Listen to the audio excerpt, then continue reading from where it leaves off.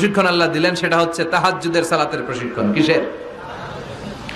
রব্বুল আলামিন বললেন, ইয়া আইয়ুহাল মুযাম্মিলু কুমিল লাইলা ইল্লা কলিলা। ও নবী, রাত্রি বেলায় দাঁড়ান, পুরো রাত ব্যাপী তাহাজ্জুদ পড়েন। নিসফাহু, রাতের অর্ধেক সময় তাহাজ্জুদ পড়েন। আও ইনকুস মিনহু কলিলা, অথবা তার চেয়েও কিছু কম পড়েন। আও জিদা আলাইহি, অথবা তার চাইতেও বেশি পড়েন। ও নবী, রাত্রিবেলা দাঁড়িয়ে তাহাজ্জুদের সালাত পড়েন। কিসের সালাত? তাহলে বিশ্বনবীকে মিশনে সফল হওয়ার জন্য সর্বপ্রথম যে ডিরেকশন আল্লাহ দিলেন সেটা হচ্ছে তাহাজ্জুদের ডিরেকশন। কিসের? তাহাজ্জুদ পড়েননি আপনারা? পড়েন? হ্যাঁ হুজুর, ফজর নামাজই তো পড়ি না। কি পড়ি না? তাহাজ্জুদ তো তাদের যারা ফজর করে, যারা ফজরই করেন ওরা আবার কি তাহাজ্জুদ? কথা বলেন।